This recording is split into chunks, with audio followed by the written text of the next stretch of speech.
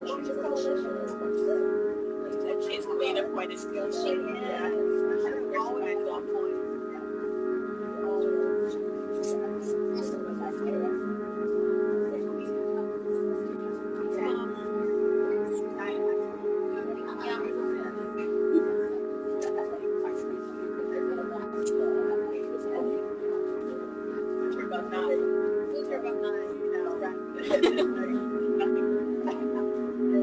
See, I got a little space here for double sides.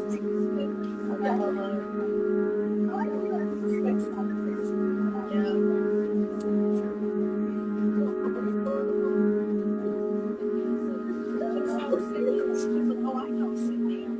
She's talking about me.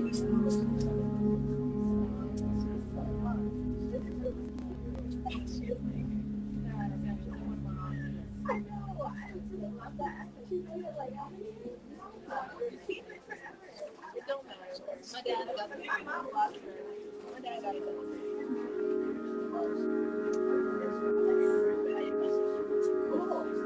That's awesome.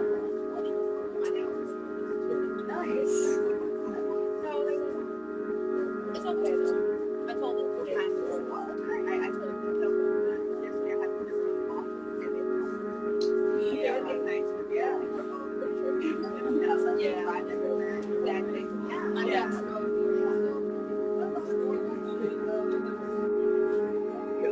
Okay. I mean, I remember people years ago.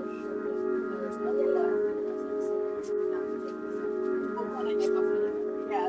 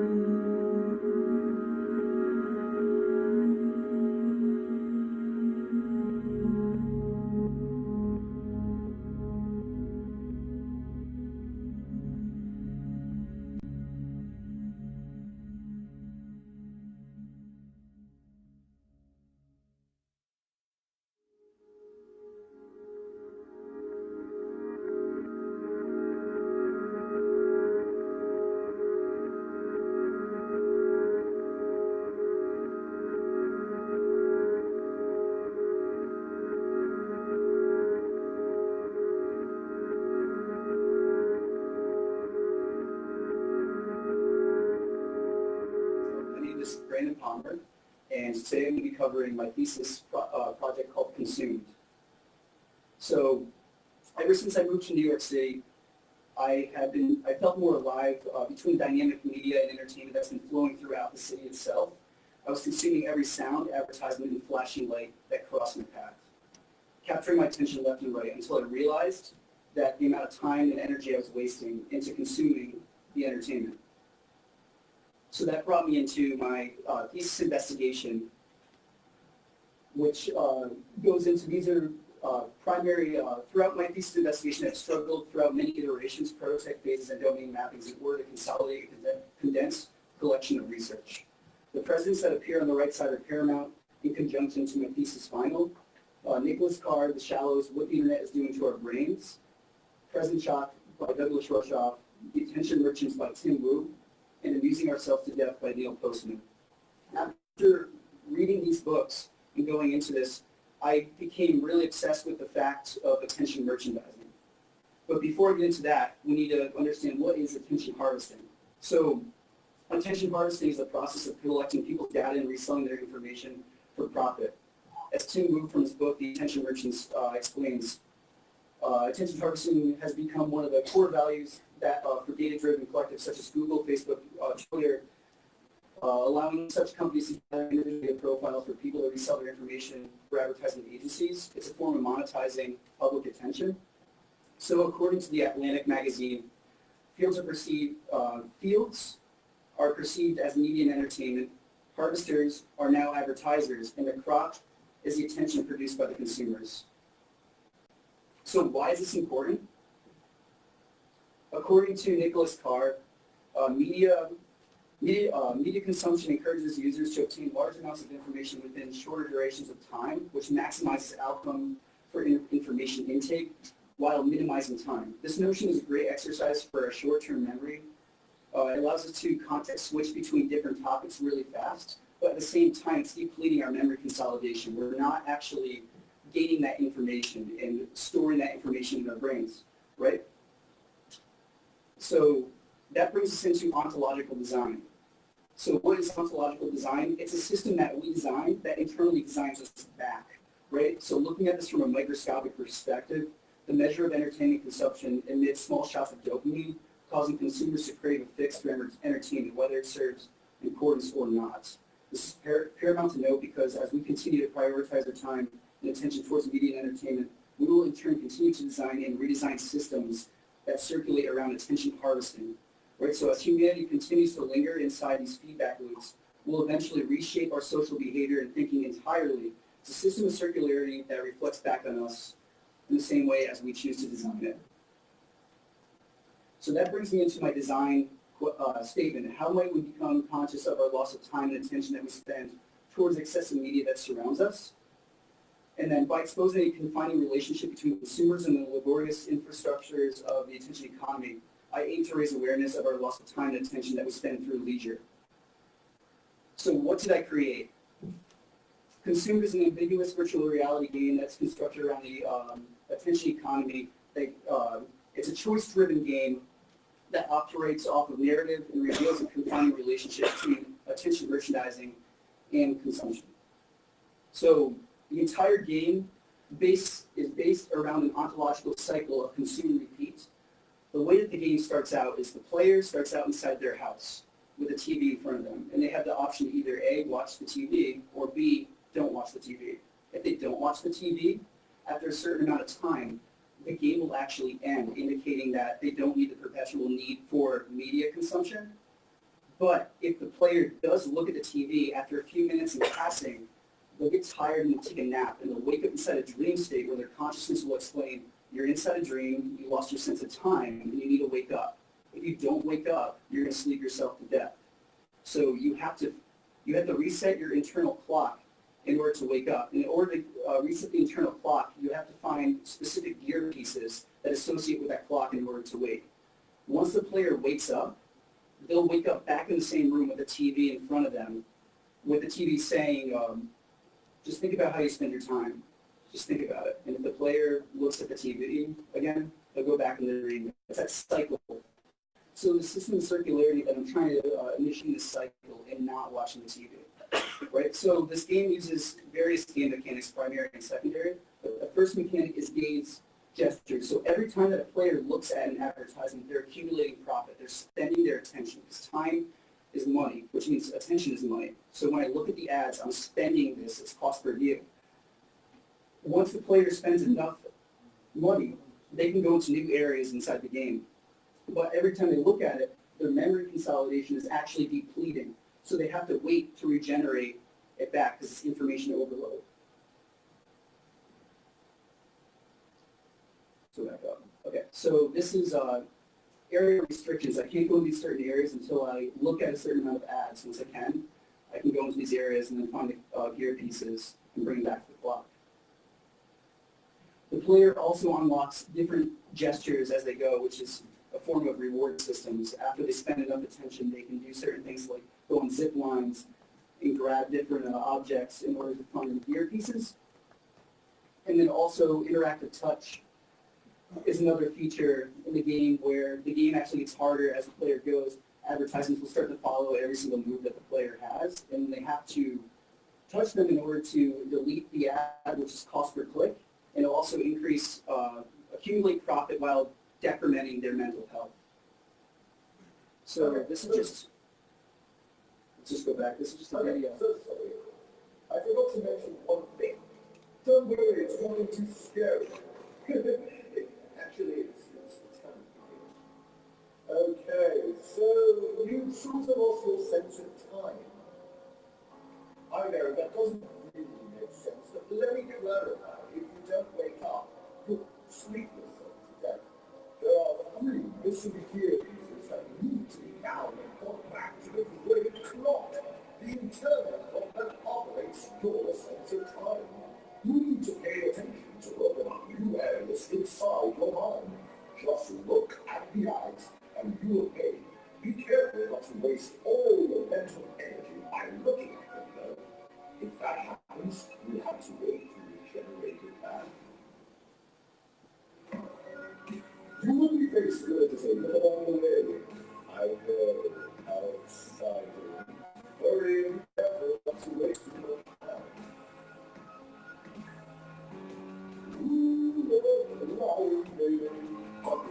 Look out. Watch out for those flames. Don't hurt yourself.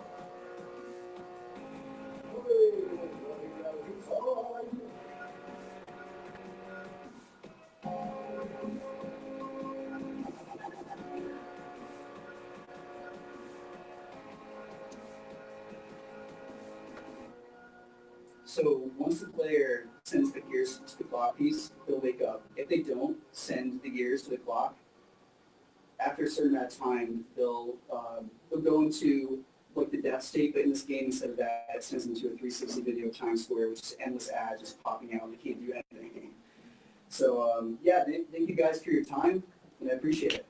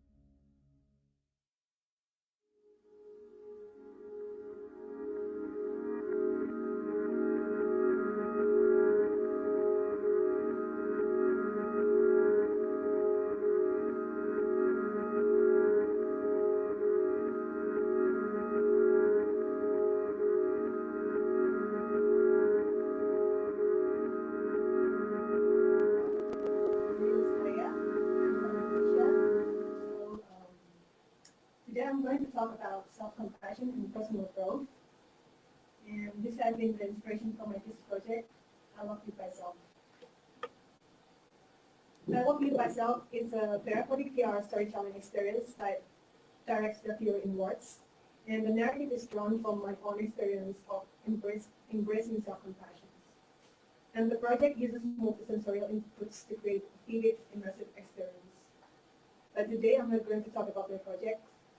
Instead, I want to reflect on my journey of working on this project for almost 1.5 years.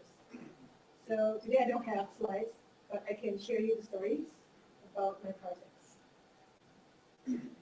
Since I was a kid, I have an auditory processing disorder that affects my social life. I become tongue-tied and find it difficult to express my thoughts. My vocabulary is limited, and my grammar skills are weak. Not to mention, I'm easily confused by rules and instructions. So if you notice I'm pretty quiet, there's a good reason for it. I still remember this one time when I was a kid. My mother complained to me about a problem at home. I can still picture that moment vividly, the frustration at being unable to explain what I could easily visualize. I longed to tell her the solution to the confusion, to ease her anxiety, but did not know how. It felt like everything worked so fast in my brain, but I was powerless to process even a fraction of it into words. It was stressful and would often leave me in tears. This would happen often, too often, with my family, in class, at work, in my social life, and I started to believe that I was dumb. It was painful. I felt like a misfit and lacked a sense of belonging. However, things started changing when I began meditating 10 years ago. I decided to wholeheartedly accept my pain and see myself with all my flaws and shortcomings as someone worthy of love. I started believing that God has a purpose, that there was a reason for what I was experiencing. Whenever people would look down at me, I would face the pain instead of hiding. That is when I encountered my inner voice. She would tell me, "Hey Aya, it's okay. Nothing wrong with you. You're just different. Just do the best you can. By the end of the day, you will find your own truth. Trust me." That voice would appear as often as I needed it. It was an echo of my truth, an embodiment of my core, and it was who I was meant to be. Eventually, I used that voice as my guide to grow as a person and slowly started reaching for my dreams. One of them is to stand in front of all of you and do this talk. One day, I came across a TED Talk by Dr. Christina, a professor from the University of Texas who studies issues of self-development. Her concept of self-compassion instantly caught my attention. Having compassion means that you realize suffering is something that we all go through. Therefore, it brings a sense of connectedness rather than isolation. Finally, I realized the inner voice is my compassion. That was the moment I found the muse of my project. I decided to promote self-compassion, not just for loving oneself, but also for personal growth. It always sounds easy. In practice, self-compassion can be quite hard. That is because it demands you to make mindful decisions to accept your pain. This is challenging, especially because our brain's survival instinct is to always seek the opposite, avoid the pain. I'm going to share what happened with my friend to give you a better sense of what is self-compassion. Have you heard boot camp? Boot camp is an intense, immersive training that is required as an entry point to MFADT. Every year, there are teaching positions offered to second-year students as mentors for the first-year students. One of my friends applied, and she was pretty sure that she would get the job. However, she did not get in. She was upset and told one of her friends, and her friend said, "Oh, you must not know the professor so well." By that time, she had two perspectives on how to face the failure. First, she could internalize the failure and blame herself for not spending enough time to familiarize herself with the professor. Or the second, although she was upset, she could embrace the pain and not blame herself. Understand that the circumstances didn't work for her, but see it as an opportunity for growth and reflection. I'm glad that she chose the second perspective. That is self-compassion. Accepting the pain that comes with failure, but always looking ahead and moving forward. Constantly growing and learning. Trusting your own self and your values. There are many times when we do what is expected of us, even when it doesn't bring great joy. When common knowledge seems to contradict what our hearts want. When our truth seems at odds with the means of achieving our dreams. But hey, it's okay. Everyone is unique. And based on my experiences, I believe my inner voice is always telling the truth. That inner voice is my truth, my instinct, and my guidance. I even have friends call it as a God seed. One of my sense of purpose and my dharma in life is becoming an agent and to invite everyone to give a chance to listen to their own inner voice and their self-compassion. Working on my thesis project for 1.5 years was the most fulfilling experience of my life. I found sense of purpose to send a message to people who listen to their heart more so that they can grow. If you haven't really heard it, then I will speak on its behalf. This is what it's trying to tell you. Hey, whenever you feel upset, I'm always here if you need me. I love you, myself, and you. And I can show you like quick of my project teaser.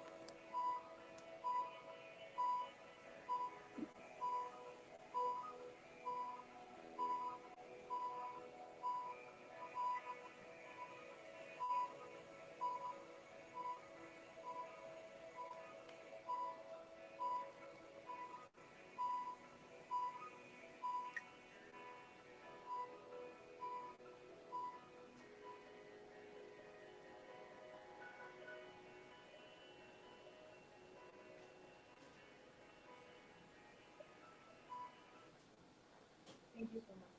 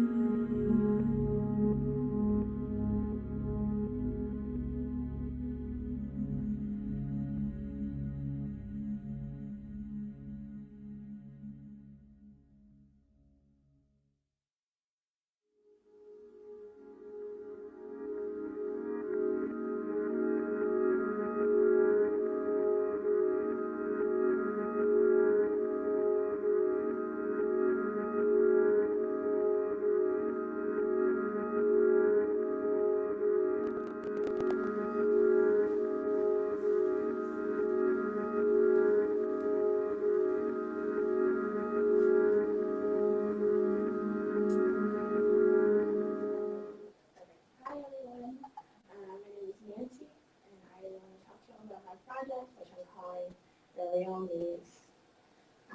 And so to begin, maybe some of you are familiar with the term fake. Maybe you've heard other people call others fake. You're looking at profiles and you're scrolling through someone's Instagram or Facebook profile. You see a lot of beautifully curated pictures of babies and vacations in Greece. And you think, wow, that's a lot. Or maybe you don't think that, but you do think, am I being fake? Am I presenting myself in a way that is authentic or that best matches the way I am usually in the physical world? And so this really interests me. This is something that's been nagging at me and would basically become the platform for my thesis. And my main thesis questions were, how do social media users of Facebook and Instagram define and create authentic online identities? And how can social media developers create platforms that reflect those changing definitions? So for me, it seems very difficult to be whatever we are conceiving of as real when there are so many ways to manipulate images and so many ways to spread those manipulated images around, so many mediums for that. And so that's really why I became interested in these questions. And because I have a background in anthropology, my project was a little different in that, I made things, like, I would code things, but what I made, they were not the ends in themselves. They really were the means to garnering the answers to this question. They were kind of a tool for investigation. And so that's something that's a little bit different on my project. But I would make these two Chrome extensions that would explore this. The first one was called Too Much, which was more like an interactive performance piece. So I would post this video of myself doing my makeup kind of extremely online. So it starts off, it's pretty normal at first, but towards the end, you might be able to see there's a picture of Frida Kahlo there. I draw in a unibrow, I had a mustache, etc.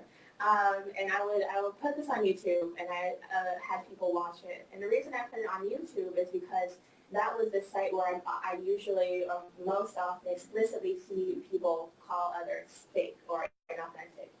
YouTube has a huge makeup tutorial community, and I watch a lot of these videos, just too many of them. And so in the comments, that's where I often see these criticisms of fake and authentic, deceptive, sort of directed towards these makeup gurus. So I thought this would be an interesting site for this project and for exploring this idea of authenticity. So I posted a video there, and I had about 10 people come and watch the video on YouTube.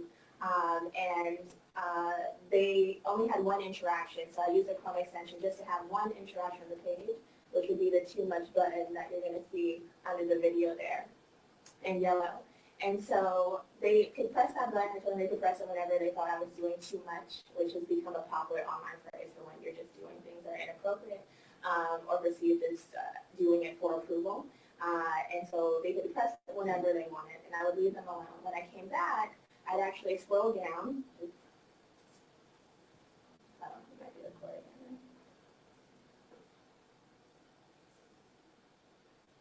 Well, I would scroll down, and I would see at the bottom, I would see the frames that were chosen when they pressed it too much. Because unbeknownst to them, every time they pushed that button, the frame was captured. And together we discussed at what point they chose it and why. And so this really procured a lot of interesting findings for me, because they're kind of two opposing directions. So a lot of people felt they didn't push the button, they pushed it sparingly because they felt that they didn't have the right to police the way I was representing myself. Others, though, had different reactions. So in one case, this participant was like, I really like this Too Much button because I don't have to be too harsh, but I can let you know, I can judge you in a nicer way. So I thought that was interesting that, people, understood that interface really can encourage and confirm certain social behaviors and conceptions, especially when it comes to understanding what is authentic or not. A lot of my participants, I asked them to define fake for me, and they would say, no, well, fake is when you're doing something not because you enjoy it, but for the approval of others. And it kind of extends online because it means that usually your online profile or persona will not match the one that you have in the physical space. And so a lot of people said, this is negative, seeking this kind of approval, that's being fake, and this is bad. At the same time, those same individuals would push the button. So they were involving themselves in a process in which they approved or disapproved of my actions. So for me, there seemed to be this disconnect between what we're doing with our interfaces and how we're conceiving of authentic. The second exercise that I created was, second film extension was called Real Score. It was more of a critical design. Both of these are sort of humorous, but I find, as a previous speaker mentioned, that humor does allow people to engage with things. And so in this one, I gave everyone a score of how real they were, basically. So in the Chrome extension here, they would basically insert a picture that they had taken, that someone else had taken of them, like a candid, and they would put it into that, and using just simple facial recognition API, they generate a score. So it's a pretty arbitrary score, just like determining how likely these pictures were to be the same person, but they didn't know that. And so this score would be generated, and then it would be attached to every single picture on the participant's profile. So they would get their score of 59, only 59% real, and they would attach to every single picture. And so this was just a good kind of mechanism for, oh, I'm sorry, I keep doing that. That was a good mechanism for basically allowing people to have discussions about peer surveillance and what it means and what it does. Because Real Score really was modeled after the fragile argument that one's physical and virtual identities should match in order to be considered real.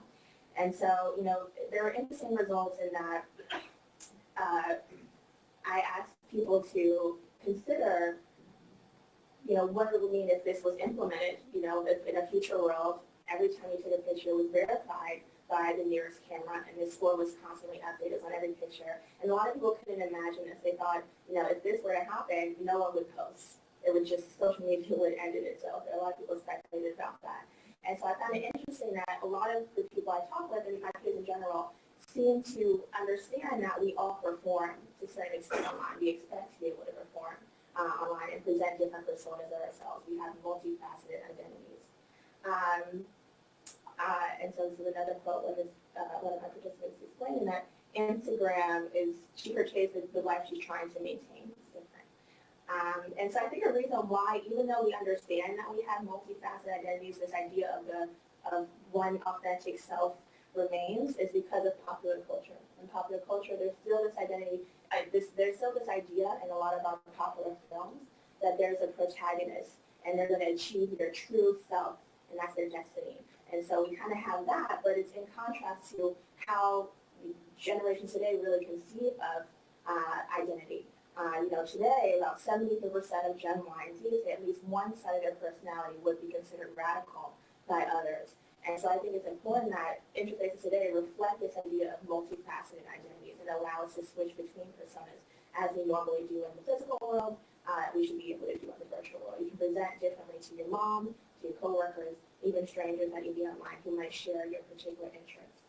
This particularly pertains to a lot of marginalized groups who are using this online. And so I'm going to skip ahead, but basically, ultimately my goal in this was to extend to him, you know, from anthropologists. I want to see anthropologists, as someone on a board of anthropology and design, I want to see anthropologists and design work together to try and use ethnographic methods to understand social behaviors more, so that we can understand the impetuses behind the decisions and the actions we take online, and hopefully create platforms that better mirror what we actually do.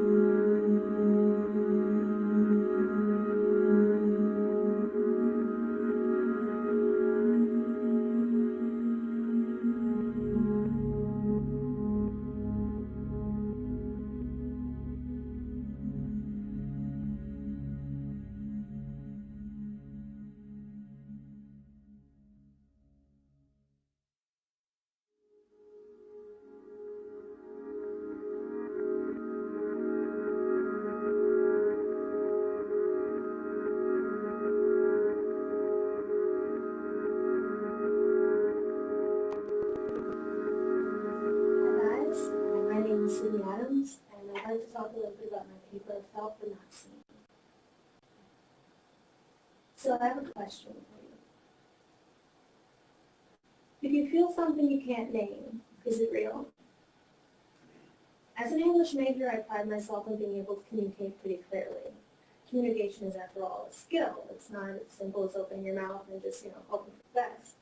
It's something that you hone, and it really affects the way that you're perceived by people, the way you speak. It really defines you. But there are still things that people define about you, that define you, that happen before you open your mouth.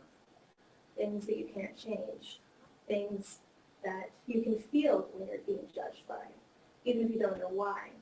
And so it's important to know what to call those feelings, and what is the power of naming those feelings.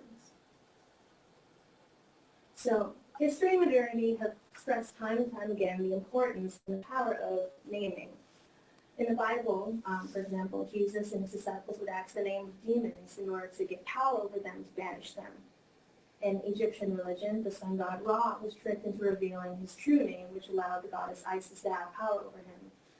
In the Odyssey, Odysseus reveals his name and makes him a victim of Poseidon. And in psychology, one of the first steps of treatment is to identify or name what the problem is.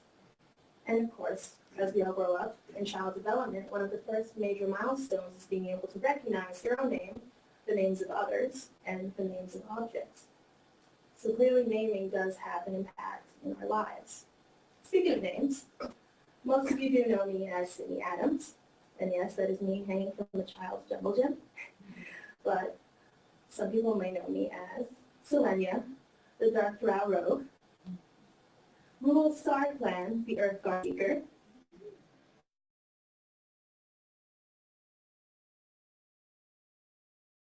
and Paladin. She's ongoing. We never finished the campaign. My special skills include all of these. I actually owned that Game Boy Color. Yes, Game Color, guys, it's crazy. And I basically have the resume of what we would consider a typical gamer. And if you notice, the center cartridge in the middle, Zelda, actually has a very special place in my heart because that was the first game that I experienced with my mother. I watched her play that Zelda game on the original Nintendo Entertainment System, and she told me that I would often crawl across her lap in the middle of dungeons, and she'd have to restrain me with one arm while she played. So my mother is the one who introduced me to games. She's the one who introduced the concept of play, and she's a teacher, so it's always been very important to me that I had that relationship with her. And she taught me early on using consoles that gaming is a space for everyone, that is a space for me to explore and use my imagination. And I'm pretty sure I get all my awesomeness from her, as you can see. So, of course I have to grow up, I have to try my own things out. And so when I got a laptop, I got really, really into MMORPGs, or massive multiplayer online role-playing games, especially the ones that were free to play. And it was a place where I actually felt a lot of my childhood was spent. I remember I spent an entire summer doing dungeon runs, and I didn't see sunlight for weeks, and I still wonder how I managed to get away with that, But part of not being isolated anymore was also where I began to feel what I described in my paper as buzzing. So buzzing is the feeling of discomfort and unease, but not knowing why you feel that way. So I'd feel this buzzing when I'd have to prove, digitally of course, that I was good enough in dungeons when male counterparts never had to. Or I'd feel that way when my avatar, which I created to look like me with dark skin, was treated differently than lighter-skinned avatars. Or when male friends who genuinely cared about me would insist that I keep my mic off in interactions so that other players didn't know I was female. And I feel it when I read articles like this one. So back in 2014, there was actually a petition that people asked Nintendo to make the new Zelda, because the new Zelda was coming out, Zelda's Link, a young black girl. And there was a big, big backlash.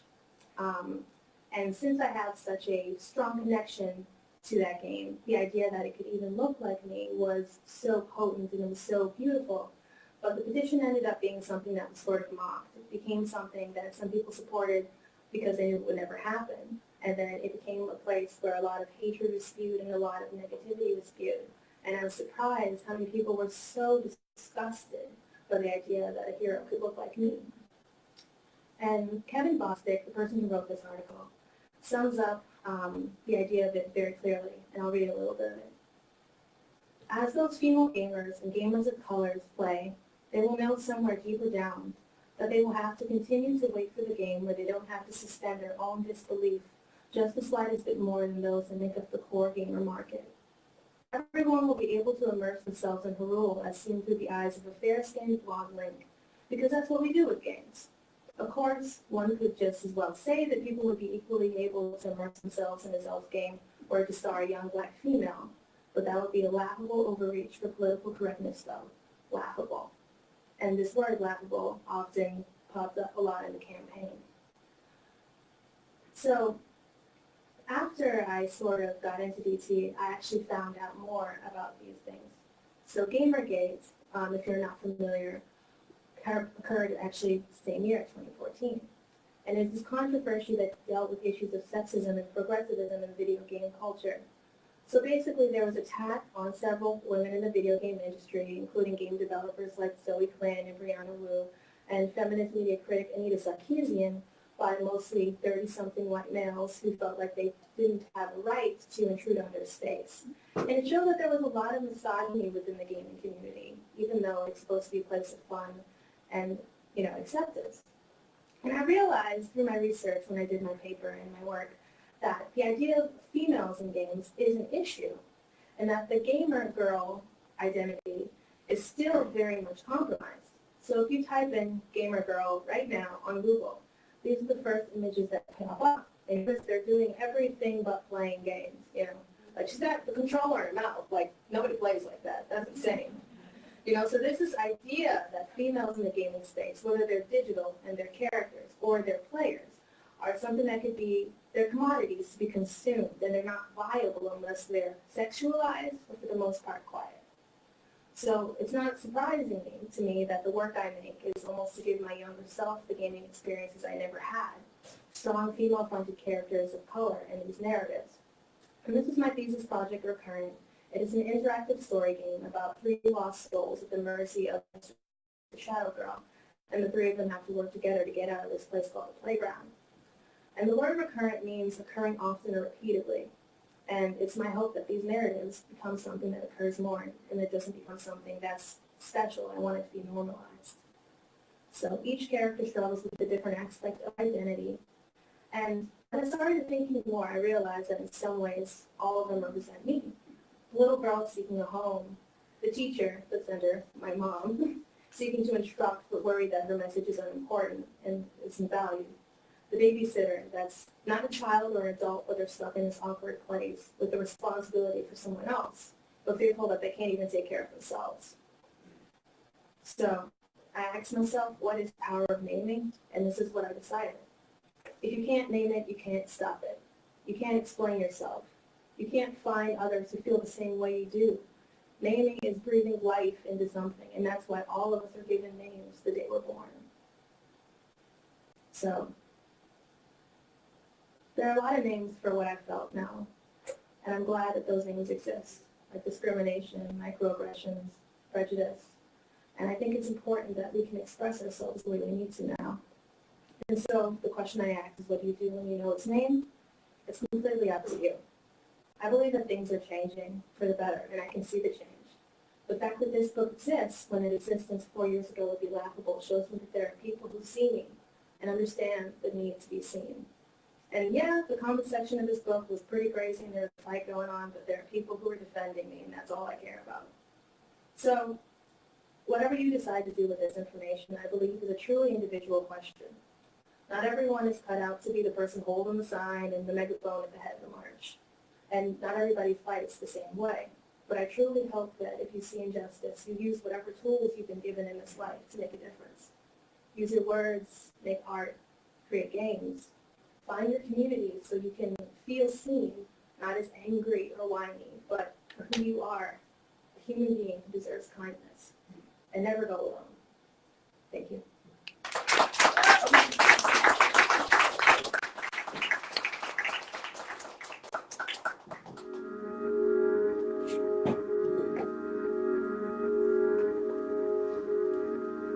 All right, so we're going to ask ask those who just presented to come up to the front, and Jocelyn, if you'd be willing to come up as well, and we'll spend about 10 minutes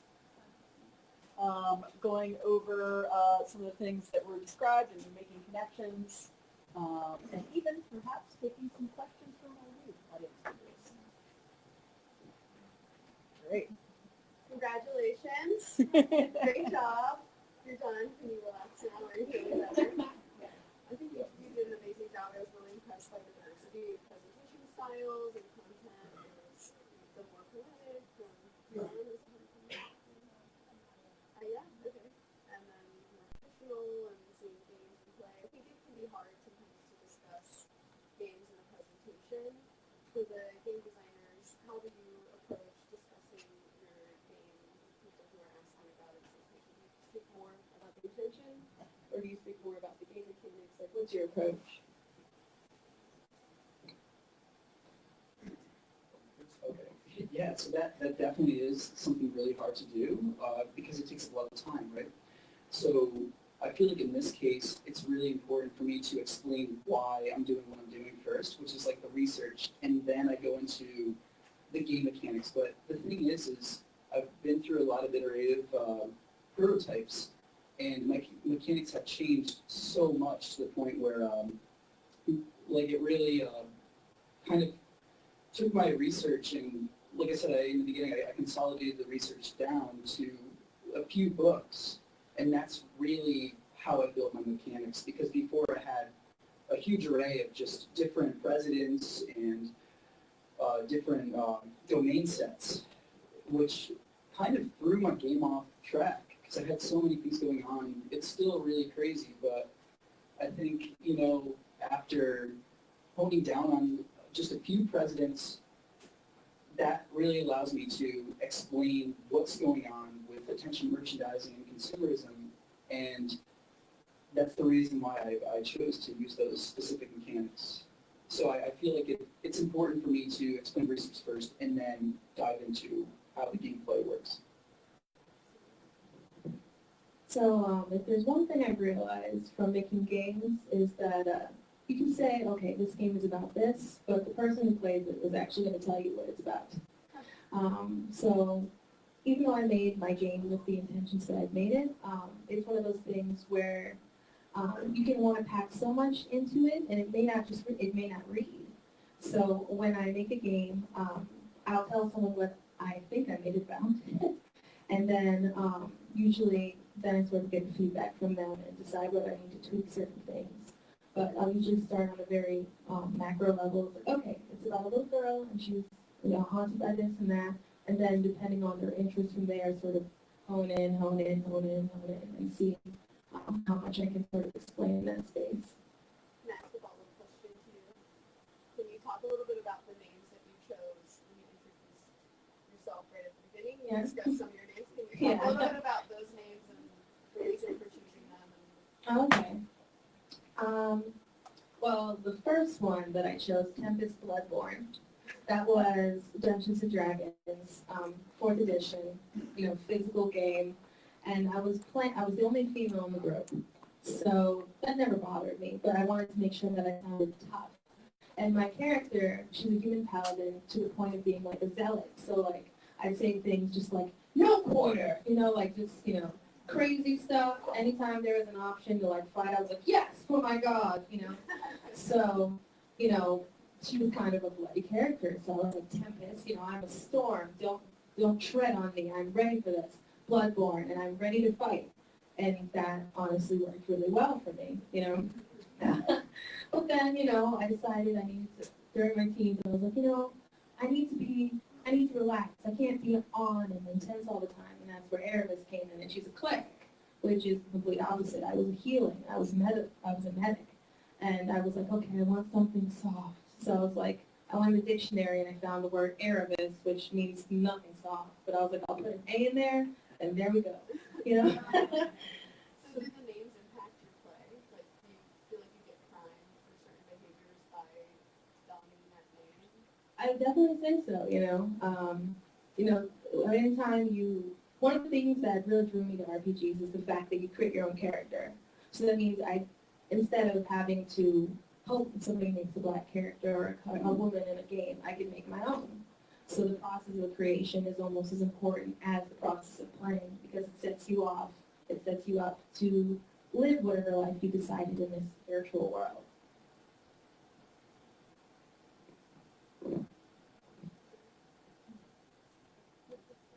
So my project is a PR storytelling. It's in 6 minutes. You'll experience a narrative embodying two characters, the self-compassion and the self-doubt part. And the narrative is taken from my personal experience dealing with self-doubt. And it's kind of hard like to explain what is the feelings until you experience it, like the movie. And the most difficult part is actually creating how I recreate the suffering part. And I use different set of songs, like before is music, background music, set background music, and also everything is combined how people can embody me in that time. And yeah, that's the mechanics of it. But I'm always trying to explain the psychology behind the self-compassion, what's going on in like, our brain when we're dealing with the trap and we feel pain. And so also like Dr. Krishnan has a good point about self-compassion is actually when you stimulate it, your brain is stimulate the hormone oxytocin, which is a love hormone, and very and trying to like trying to achieve that using that VR. Not sure if it works, but yeah, hopefully it works. So that's pretty much about the mechanics and the story behind the my VR. Are your projects available upstairs for interaction?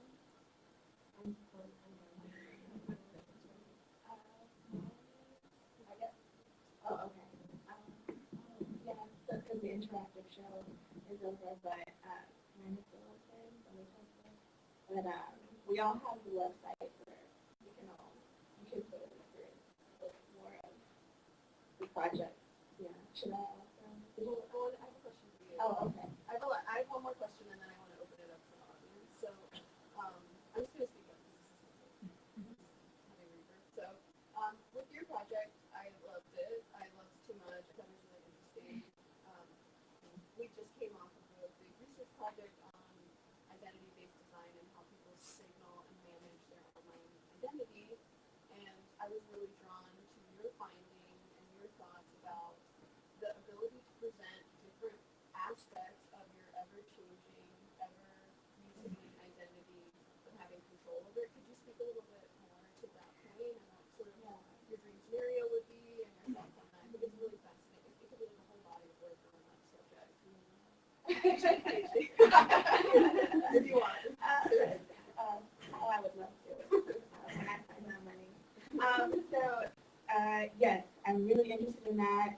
I think that in an ideal situation, people would be able to code switch like they do in real life. So code switching, just to clarify, is kind of like an anthology term where people from marginalized groups will use different gestures, language, etc., to identify with other people in their own marginalized group to associate with them, or they will use other language to identify with the people of the dominant group or dominant culture that they're in. And so being able to code switch between these two is something that is really important for me as a person of color, really important for a lot of people, different marginalized identities, and that's something that is the same online. People have the desire to do that. So during my research, I have interviewed a few different people who are in this place of having these, most of us do, but having these very conflicting, multifaceted identities where they're not safe to express themselves in their physical environments like they could be online. I had an interview with a 16-year-old girl who was using Instagram to chronicle her journey with anorexia and her identity, and another young woman, 27-year-old woman, using it to chronicle her going through her divorce, depression, anxiety. And so there are these individuals who need these spaces. And unfortunately, because of the state we're in right now with social media, it feels that we're all drawing into private accounts because we want to protect ourselves, obviously, from surveillance and from the prying eyes of our peers. But at the same time, that limits our ability to create community in ways that we can only do in these virtual spaces. Yeah.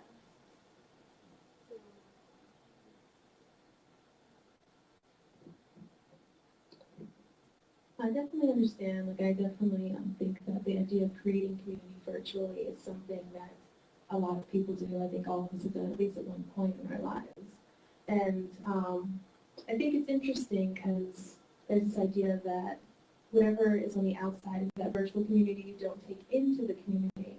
But it's impossible to keep them separate. And so there's a lot of things that bleed into this virtual community to the point where the word virtual means nothing more than just a screen. It's just as real as the real world. And there's this many real life consequences. So it's this interesting idea of when can you be your most authentic self? When can you be safe? When can you represent yourself? We have time for one or two questions from the audience. Does anybody have a question that you'd like to speak to the also students about?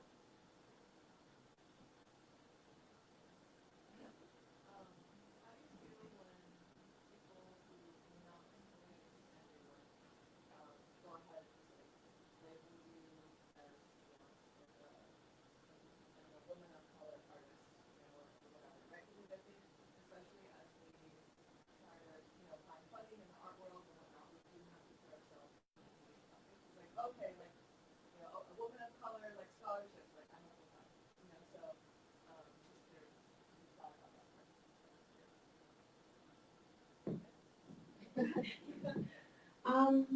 Well, I think it's one of those things. It's like, in the back of your head, it's like, oh, do they accept me because I have the, you know, the skills for it, or am I the token? You know, am I the person that is here to validate that they're diverse and I'm not going to actually have any power? But also, it's one of those things where when you're in a space that is so homogenous, you're in a space that there's none of you, you understand that there's this weight on your shoulders that you have to carry and you have to break in. So hopefully that someone comes after you will be regarded as just, oh, this is the designer, you know, and she just happens to be black. But if it just happens to be you, you're the woman of color, you're the designer, and you're the one who's got to sort of carry the cross. It's one of those things that I've made peace with. It's not the best, but I haven't come up with any strategies currently to resolve that other than just making it more normalized through my own practice, through my own stuff, and hoping that things will become less strenuous in the future. I'm from Indonesia, so I don't have that kind of experience, but I always know the answer, self-compassion. You're on brand today. I think I pretty much agree with what Sylvia is saying, and that there are, what Sylvia was saying, plus the fact that there are, I'm just very excited that we're starting to we're at a place where identity politics is competitive, but it's also, there is a community for it, and there is a group of people who understand that we're all bringing different things to the table. So I'm just excited whenever I see, like, you know, this is your identity, this is your perspective, bring it here. We want to encourage it and foster it and make it a part of what we do. Identity politics. Yes. I'm here for it. Yeah. Any last questions? I just have a statement. Yeah. You do have the skills. You're a master. Science technology.